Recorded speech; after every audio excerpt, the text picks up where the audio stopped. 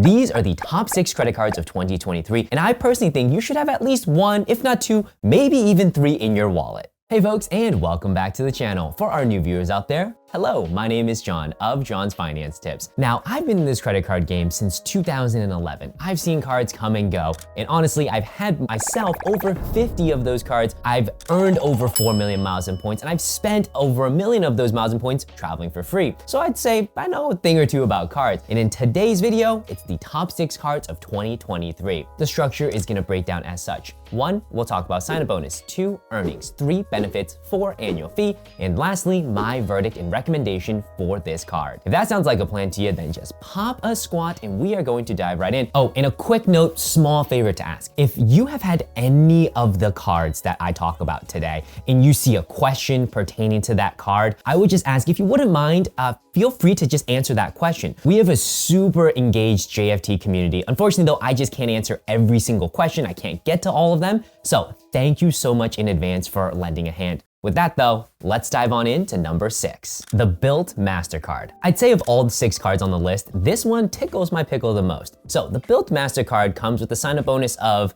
0, which doesn't quite tickle my pickle, but the next part does. This card will earn you 3 points per dollar spent on dining, 2 points per dollar spent on travel, and 1 point for every single dollar you spend on rent. I'll pause there. Rent. Likely your largest monthly expense. Currently, you can't earn points on rent, and if you do, you're gonna pay a fee for it. But this card is gonna cover that fee and allow you to earn Bilt points for every single dollar you spent on your largest monthly expense. I also know some of you are probably thinking, well, my landlord only takes a check in cash or Venmo. No problem, because the Bilt MasterCard will actually cut a check to your landlord on your behalf and you will still earn points rent. So that's potentially 1,000, 2,000, 3,000 points a month you are earning simply by living. Now on to benefits. As I mentioned earlier, this card earns points on rent, but that's not even the craziest part. The craziest part is this card is so geared toward the consumer. Here's an example. Let's say, for example, your monthly credit limit is only $5,000 with the Bilt MasterCard, and for whatever reason, you've already spent $1,000 or $2,000 on the card, and you have a $3,000 monthly rent payment. Well, either you might max out your card, or you might even go over the credit limit. Guess what? It doesn't matter, because Bilt has a feature in which you are able to link up an external bank account. Bilt sees that, hey, you have the cash in the external bank account, and they might say that, hey, your credit limit might not be high enough to cover this monthly charge, or that you might be using 100% of your credit limit. So instead, what they're going to do is pull money from the checking account, apply it directly to whatever the rent payment is, and still give you the points. Think of how consumer-centric and consumer-friendly that is. That to me is absolutely insane. This card is very much geared towards the end consumer, and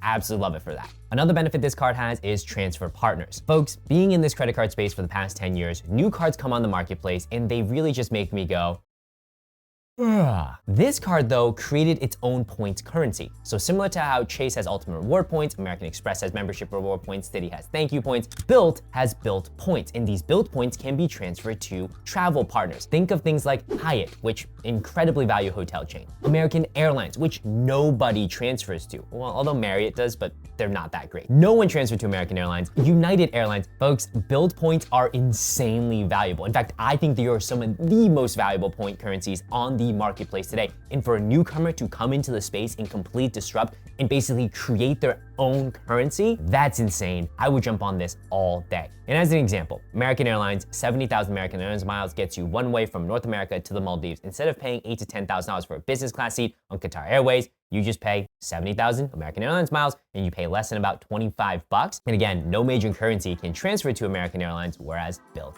can. And maybe transfer to flight partners isn't the thing that you want to do. That's totally fine. You can redeem for travel through the Bilt travel portal, and your points are going to be worth 25% more if you do so. The card also offers things like cell phone protection. Basically, your cell phone is damaged or stolen. It will cover you up to $800 a claim with a $25 deductible, and you can file 2 claims per 12-month rolling period. It also has trip delay coverage. So your trip is delayed 6 hours, you can be reimbursed up to $200 for a total of 3 days. Of course, the card comes with no foreign transaction fees. What is the annual fee on this card? Well, you would expect maybe you'll pay some money, right? Maybe 50 bucks, maybe 100.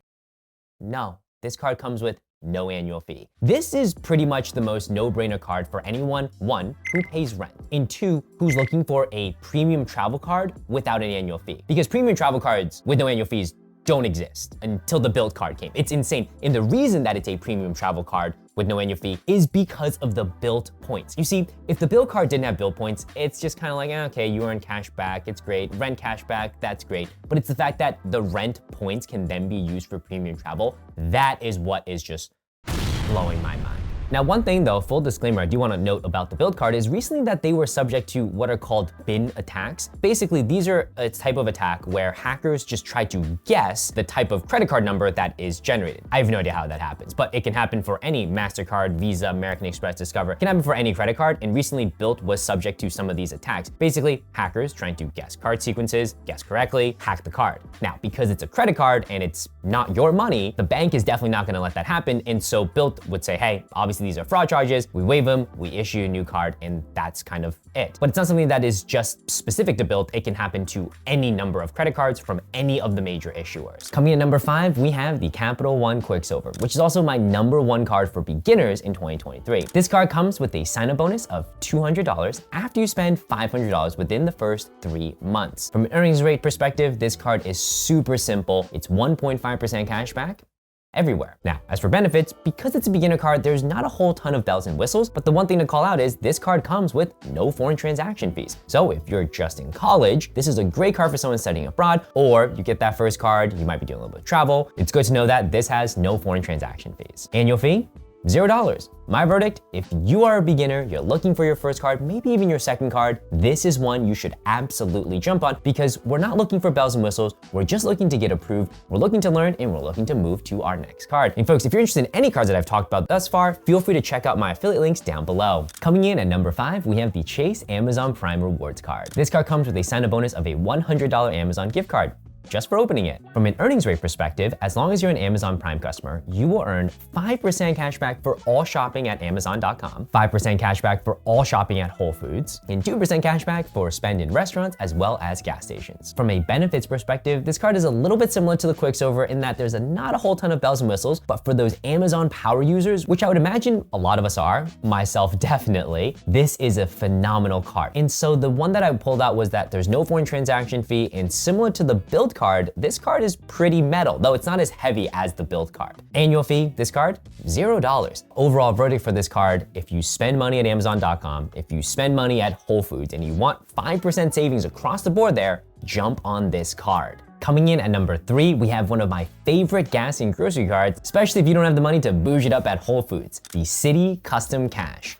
This card, as of right now, comes with a $200 sign-up bonus after you spend $1,500 in the first 6 months. Earnings for this card, you will earn 5% cash back on your highest spend category every single month. And so to lock in gas or grocery, just make sure you're only spending in a gas category or a grocery category for a particular month. Benefits for this card. Now, there's not a whole ton of bells and whistles where this card stands. However, what's nice about it is that you can pair up a Citi Custom Cash with, say, a Citi Premier, and your cash back can then be converted into thank you points, and thank you points, like all credit card currency we talk about, can then be transferred to airline and hotel partners where you're gonna get way more value than just that locked in set % cash back rate. The annual fee for this card comes in at $0. My verdict, this card, absolutely jump on it. If you wanna save on a particular category, especially gas or grocery, get this card, use it for that particular category. Don't use it for anything else so that you make sure that that's your highest spend category every single month. And there you go, an instant 5% discount across the board in the form of cash back. And if you pair it up with the Citi Premier, that could be worth significantly more. And another pro tip, I think this one's more of a gray area. If you have a Citi Double Cash, you can convert a Citi Double Cash into a Citi Custom Cash. You apply for a Citi Custom Cash already, you might have already had one. You have 2 Citi Custom Cashes, then you have 5% cash back and you can use it on multiple categories, or you could use it in the same category with a higher spend threshold. Coming in number 2, which I think is the best card for anyone who likes to eat food, or I guess has to eat food, the American Express Gold. By far my favorite American Express card, and the American Express card I think delivers the most value to the most amount of people. This card comes with a sign-up bonus anywhere from 60 to 70,000 points after you spend $4,000 in the first 6 months. From an earnings rate, this card will earn 4 points for every single dollar you spend at restaurants, 4 points for every single dollar you spend at grocery stores, and 3 points for every dollar that you spend booking airfare directly with an airline or through Amex Travel, 1 point everywhere else. And it's worth worth noting that on the grocery spend, there's a limit of $25,000 of spend per year. So you can see this card's pretty turbocharged when it comes to segments that involve buying food. And where this card also shines is in the benefits section. This card will earn you a $120 dining credit every single year, as well as a $120 Uber credit, which can be used for Uber Eats. So in total, you have $240 of aggregate credits on this card every single year in food-related categories. The American Express Gold also earns membership reward points, and those membership reward points can be transferred to a whole slew of travel partners. For example, you can transfer them to British Airways, you can transfer them to Air Canada. All of those travel partners can then help you book for whether it's economy or premium class cabins, paying just a fraction of the amount. As an example, I booked a business class seat going from Boston to Bangkok. Part of it was on United and the other part is on Singapore Airlines. This seat would have cost at least $8,000 cash. I paid 85,000 points with Air Canada's program, and I moved those points over from American Express. Another benefit I really like about this card is purchase protection. So if you purchase an item and within 90 days that item is damaged, stolen, or lost, you're covered for up to $10,000 per item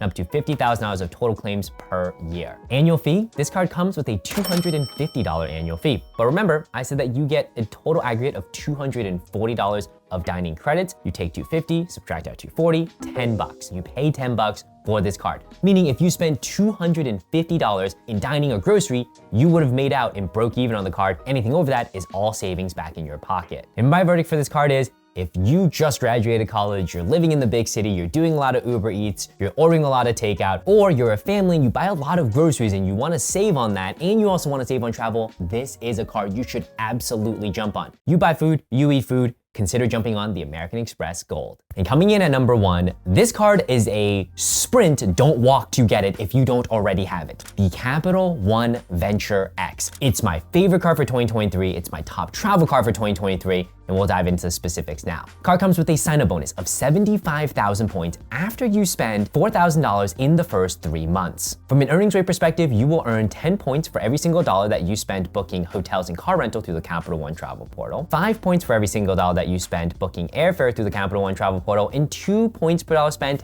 everywhere else. Next is the benefit section, and this card crushes it in this category. So you will get a $300 travel credit for booking travel through the Capital One travel portal every single year. And for having the card every year, you will get a $100 anniversary credit. So that's $400 of total aggregate credits every single year. The card also gives a $100 global entry credit / TSA pre-check. You're also going to get priority pass lounge access with the card, meaning you go to the airport lounges, you sit back, free food, free booze, maybe even a day bed. That's all free and included. And the card gives free authorized users. Let me put that into perspective, folks. The American Express Platinum, I believe, charges $175 for 3 authorized users. Chase charges $75 for 1 authorized user. The Capital One Venture X in the same category charges you $0 for authorized users. Your authorized users can also get a priority pass lounge access and bring in 2 guests. Let's say you have a large family of 5 and you might only be able to bring in 2 guests. Guess what? Add someone as an authorized user on the Capital One Venture X. They get a priority pass, so they plus 2 guests, you plus 2 guests. That's 6 total people getting into that lounge, whereas before with other cards, you would have only been able to bring in 3. And the Capital One points, just like points from Chase or American Express, can be transferred to flight partners. So you can see here, this card competes at the top tier. It competes against American Express Platinum, $695 annual fee. It competes against the Chase Sapphire Reserve, $550 annual fee, and the Capital One Venture X comes in with an annual fee of $395, which that's great. It's a little bit cheaper than those other 2, but that's really not where it shines. Where it shines is in the fact that American Express Platinum, once you take out all the credits that I think are useful, you're still paying $100 to $200. The Chase Sapphire Reserve, you take out the useful credits, you're paying $250. The Capital One Venture X, once you take out the useful credits, puts $5 back in your pocket. Folks, it's insane. This card's a top tier premium travel card. It should not be paying you for it. Now, the reason it can is because Capital One is trying to capture market share from Chase and American Express. We won't get into that in this video, but all you need to know is this is a top tier premium luxury travel card that is putting $5 back in your pocket. If you don't have it, jump on it. If you spend $400 a year traveling, you need this card, period. And that's a wrap. Folks, this has been a phenomenal video. I would love for you to comment if you have any of these cards, what cards do you have? And if you don't have any of these cards, what cards are you targeting in 2023? With that being said, I will catch you all next week. Peace.